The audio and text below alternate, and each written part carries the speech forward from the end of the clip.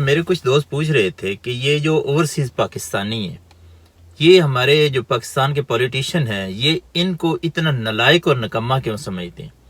اچھا، میں اب اس کی آپ کو ایک مثال دیتا ہوں کہ یہ کس حد تک جھوٹ بولتے ہیں اور کس حد تک یہ اپنی قوم کے ساتھ چیٹ کرتے ہیں۔ اچھا، اس سے پہلے میں آپ کو ایک ایگزامپل دیتا ہوں۔ یہ ایگزامپل بہت پرانی ہے اور یہ ایک افریقن کنٹری کی ہے۔ بہت سارے لوگوں نے یہ پہلے بھی بات سنی ہوگی۔ اچھا، افریقن کنٹریز کے اندر ایک کنٹری نے فرانس کو کچھ 3 کے قریب آبدوزیں بنانے کا ایک آرڈر پلیس کیا۔ اچھا، یہ جب کسی بھی چیز کا آرڈر دیا جاتا ہے تو اس کے ساتھ کچھ کک بیکس اور باقی چیزیں بھی انکلوڈ ہوتی ہیں۔ تو وہ جو اس وقت کا پریزیڈنٹ تھا اس افریقن کنٹری کا، اس نے اس طرح کیا کہ وہ کک بیکس جو تھی وہ بھی لے لی اور ان آبدوزوں کی فل پیمنٹ جو ہے وہ بھی فرانس کو کر دی۔ اب فرانس نے وہ آبدوزیں تیار کر لی۔ آبدوزیں تیار کرنے کے بعد اس نے اس افریقن کنٹری کو کہا کہ یہ آپ اپنی آبدوزیں لے لیں ہم سے۔ اس وقت اس افریقن کنٹری کے اندر جو تھی گورنمنٹ وہ چینج ہو چکی تھی۔ نئی گورنمنٹ نے کہا کہ ہمیں تو آبدوزوں کی ضرورت ہی نہیں۔ انہوں نے کہا کہ آپ کی جو پچھلی گورنمنٹ ہے اس نے پیمنٹ کر دی ہے، فل پیمنٹ ہو چکی ہے، تو لہٰذا آپ کو آبدوزیں تو لینے پڑیں گی۔ انہوں نے کہا کہ آبدوزیں کہاں پہ ہم چلائیں گے؟ آبدوزیں چلانے کے لیے سمندر کی ضرورت ہوتی ہے اور ہمارا ملک جو ہے یہ تو لینڈ لاک کنٹری ہے، اس کے گرد سمندر ہے ہی کوئی نہیں۔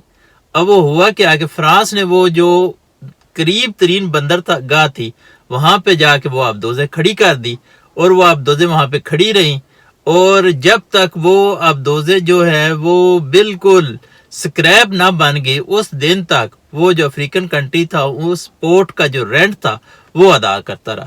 یہی پوزیشن پاکستان کے اندر ہے۔ پاکستان میں انرجی کی ضروریات کو پوری کرنے کے لیے انہوں نے پاکستان کے اندر پلانٹس لگائے۔ اچھا، وہ پلانٹ لگا لیے۔ اب ہونا تو یہ چاہیے کہ وہ پلانٹ جو تھے وہ کوئلے سے بجلی بناتے تھے۔ اچھا، زرداری دور تھا، انہوں نے انرجی کی ضروریات اور یہ وہ سارا پورا کرنے کے لیے وہ پلانٹ لے لیے ترکی سے لے لیے اس کے کچھ بڑے عجیب و غریب سے انہوں نے معاہدے کر لیے۔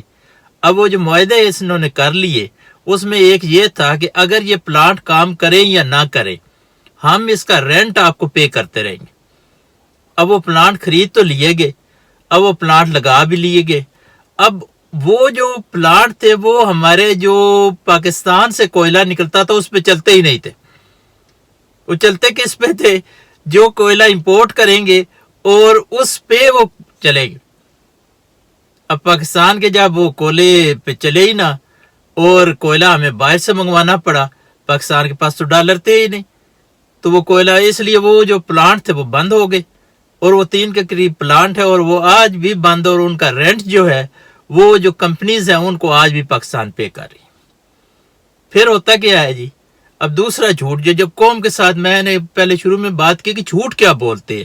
اب جھوٹ کیا بولتے ہیں پاکستان میں جب یہ اسپیشلی پیپلز پارٹی کی گورنمنٹ جانے لگی، انہوں نے ایران کے ساتھ ایک معاہدہ کر دیا اور قوم کو انہوں نے کہا ہم نے ایک گیس پائپ لائن ایران سے کھینچ کے لانی ہے جو آپ کو سستی گیس یہاں پہ ہو جائے گی اور یہ ہو جائے گا اور وہ ہو جائے گا۔ وہ ڈرامہ انہوں نے جھوٹ کی ایک کہانی سنا دی، اور عجیب بات ہے کہ لوگ ان کی کہانیوں پہ بلیو بھی کر لیتے ہیں۔ وہ جھوٹی کہانی سنا دی۔ اگر آپ آج بھی دیکھیں تو ہمیں جو لوکل گیس ہے جو پاکستان خود جو ڈرلنگ کر کے گیس نکالی ہوئی ہے وہ $6 کے حساب سے پڑتی ہے، اور وہ جو گیس ہے جو ایران سے آنی تھی وہ $11 کے حساب سے پڑنی تھی۔ اچھا، وہ سستی کیسے ہوگی؟ یہ بات مجھے آج تک سمجھ نہیں آئی۔ پھر وہ معاہدہ کر دے، اور اس کے معاہدے کے ساتھ ایک شک یہ بھی رکھ دی کہ اگر پاکستان اس معاہدے کو پورا نہیں کرے گا تو پتہ نہیں 18 بلین کے قریب اس کو ایک ہرجانہ جو ہے وہ پے کرنا پڑے گا۔ اس کے ساتھ انہوں نے کچھ اور بھی ایرانیز نے کچھ چیزیں شامل کر لی ہے کہ وہ اچھا، یہ سارا فراڈ ہے۔ اس کے ساتھ کک بیکس، کیونکہ الیکشن ہونا تھا، ان کو کک بیکس چاہیے تھی، پیسے چاہیے تھی۔ الیکشن انہوں نے اپنی جیب سے تھوڑا لڑنا ہوتا ہے، یہ اس طرح کک بیکس اور دوسرا تیسرا انہوں نے چکر چلانا ہوتا ہے۔ جس طرح ایم پی اے لیول پہ یا ایم این اے لیول پہ کوئی ہوتا ہے حکومت کے اندر تو اس نے مخصوص ٹھیکیدار رکھے ہوتے ہیں جنہوں نے بعد میں کرپشن کرنی ہوتی ہے، ان کے تھرو انہوں نے الیکشن لڑنا ہوتا ہے، وہ ان کے ایڈورٹیزمنٹ کا سارے خرچے برداشت کرتے ہیں۔ اس طرح اوپر کے لیول پہ بھی یہ جو کک بیکس ہوتی ہیں اور یہ جو دس اینڈ دیٹ ہوتی ہے ان کے تھرو انہوں نے الیکشن لڑنا ہوتا ہے، اور وہ سارا ڈرامہ انہوں نے کر دیا، قوم سے جھوٹ بول دیا، اور ہمیشہ ہی قوم سے جھوٹ بولتے۔ اب پاکستان کے ساتھ نیبرنگ کنٹری انڈیا ہے۔ پاکستان میں ہمیشہ کہتا ہوں کہ پاکستان میں بجلی جو ہے وہ پاکستان کی ضرورت سے زیادہ ہے، لیکن وہ سستی بجلی عوام کو دی کیوں نہیں جا سکتی؟ اس لیے نہیں دی جا سکتی کہ یہ ڈیفرنٹ قسم کے جو معاہدے کیے ہوئے ہیں، ان کی وجہ سے وہ جو آپ نے اس پاور جنریٹنگ کے وہ جو پلانٹس لگائے ہوئے ہیں، ان کے آپ نے وہ پیسہ تو پورا کر کے دینا، وہ حکومت نے اپنی جیب میں سے تو نہیں دینا ہوتا، وہ اس طرح ہی پورا کر کے دینا ہوتا ہے انہوں نے۔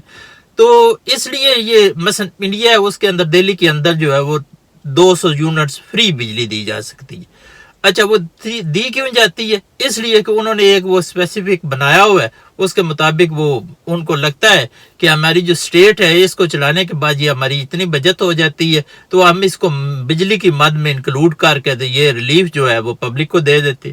اب اس طرح کا ریلیف پاکستان میں نہیں دیا جا سکتا، پاکستان گورنمنٹ کے تو خرچے بھی نہیں پورے ہوتے، اور پھر جو صوبے ان سے پیسے لیتے ہیں ان صوبوں نے اپنے اوپر بہت زیادہ قرض جو ہے وہ چڑھا لیے، اور اسپیشلی اس میں چلو پنجاب بھی تو ترقی کسی حد تک کرتا ہی رہا، خیبر پختونخوا کی پوزیشن بہتر ہی ہے۔ اس میں جو سندھ ہے نا، اس میں آپ کراچی دیکھ لیجئے، کراچی ایک ایڈوانس کنٹری ہونے، ایڈوانس سٹی ہونے کے باوجود یہ اس وقت جب 1947 تھا تو یہ پاکستان کا سب سے ترقی یافتہ جو سٹی تھا اس میں یہ آتا تھا، اور دنیا کے ترقی یافتہ جو سٹیز تھے نا، خوبصورت جو شہر تھے ان میں یہ بھی تھا۔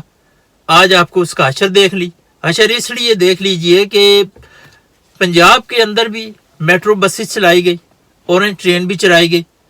اچھا پچھلے سال پاکستان جو پنجاب کے اندر جو سارے منصوبے تھے وہ پرافٹ میں گئے، خیبر پختونخوا میں انہوں نے حالانکہ پنجاب کی نسبت مہنگی بنائی لیکن وہ بھی پرافٹ میں گئی ہے۔ پرافٹ میں اس لیے گیا کہ وہاں پہ بہت زیادہ پیسنجر جو ہے انہوں نے اس پہ سفر کیا، جب وہ زیادہ سے زیادہ پیسنجر اس پہ سفر کریں گے وہ آٹومیٹکلی چیزیں جو ہے وہ پرافٹ میں جائیں گی۔ اب جب ایک چیز پرافٹ کما رہی ہے تو پھر اس کو ایکسٹینڈ کیا جا سکتا ہے، لیکن وہی کراچی کی پوزیشن، اب کراچی میں آبادی بھی زیادہ ہے، سب کچھ ہے، اور 5 قسم کی انہوں نے وہ بسیں جو ہیں وہ چلائی، اور ان میں سے ایک بھی ایسی نہیں ہے جو پرافٹ میں گئی ہوں، زیادہ تو مکمل ہی نہیں ہو سکی، ان کے روٹس ہی مکمل نہیں ہیں، اور جو بنائی ہیں وہ بھی ان کے کک بیکس اور اس چکر میں ساری جو ہے نا وہ تباہ کر دی ہے۔ پورے کا پورا سٹی انہوں نے، آپ کبھی کراچی سٹی کو دیکھے نا، اس کے ایک مخصوص علاقے کے علاوہ سارا سٹی انہوں نے گاربیج بنا دی۔ اور یہ سارے مسائل جو ہیں ان کو دیکھ کے آپ کو کیا لگتا ہے کہ اوورسیز پاکستانیز میں بھی 2 قسمیں، ایک تو وہی ڈل مائنڈڈ اوورسیز پاکستانی ہے جو ادھر سے ان پڑھ آ جاتے، ادھر آ کے وہ ساری زندگی ان کا وہ ایک ہی سرکل رہتا ہے اور وہ ایک ہی گن گاتے رہتے۔ دوسرا وہ ہے جو پڑھا لکھا طبقہ آتا ہے، وہ چیزوں کو ظاہری بات ہے اپنے فری ٹائم کے اندر وہ چیزوں کو ریسرچ کرتا ہے، چیزوں کو آپس میں کمپیئر کرتا ہے، تو اس کو محسوس ہوتا ہے کہ یہ تو غلط ہو رہا ہے، اور پھر وہ جب ایڈوانس کنٹریز کو دیکھتا ہے تو وہ جب اپنی کنٹری کو دیکھتا ہے تو اس کو تھوڑی سی تکلیف بھی ہوتی ہے۔ اس لیے یہاں کا اوورسیز پاکستانی جو ہے وہ ان کو نا بیوقوف ہی سمجھتے ہے، بیوقوف بھی سمجھتا ہے اور نفرت بھی کرتا ہے۔ یہ نہیں ہے کہ نفرت نہیں کرتا، باقاعدہ نفرت کرتا ہے، بیوقوف تو سمجھتے ہی سمجھتا ہے، نفرت بھی کرتا ہے۔ اور یہ ایک مین ریزن ہے یہاں کے لوگ، اور اسپیشلی جو یہاں پہ سیکنڈ جنریشن ہے، سیکنڈ جنریشن جو ہے نا انہوں نے اپنے باپ دادوں سے، یعنی باپ آیا یہاں پہ، اس نے اپنے بچوں کو، وہ ہمیشہ جب پاکستان کا بتایا جاتا ہے تو ایک خوبصورت کہانی سنائی جاتی ہے، وہ تو ان چیزوں کو اور ان امیجنیشن کو لے کے پاکستان جاتے ہیں، اور آگے جو ہے وہ اشر نشر ہوا ہوتا ہے، تو وہ ساری باتیں، اور پھر جب وہ واپس آتے ہیں وہاں سے ٹور پہ، ان کے وہ خیالات اور وہ جو چیزیں ہوتی ہیں وہ بالکل بدل چکی ہوتی ہیں۔ تو یہی کچھ ریزنز ہیں جن کی بیس پہ یہ جتنے اوورسیز پاکستانی، اور ان میں بھی میں نے آپ کو بتایا جو پڑھا لکھا طبقہ ہے اوورسیز پاکستانی کا، وہ زیادہ ان لوگوں کو ناپسند کرتا ہے۔ جو دوسرا ہے وہ ان کی پھر وہ سوچ ایک ٹپیکل سوچ ہوتی ہے، وہ بیچاری رہتے ہیں، کبھی کبھی ان کی کوئی تعریف بھی کر ہی دیتا ہے، لیکن موسٹلی جو میجورٹی ہے وہ ان کو پسند نہیں کرتی۔ یہ ایک چیزیں تھی، اور یہ آپ نے پوچھا تو میں نے کہا چلے آپ کو ایکسپلین کر دیں۔ تو تھینک یو جی، اوکے، اللہ حافظ۔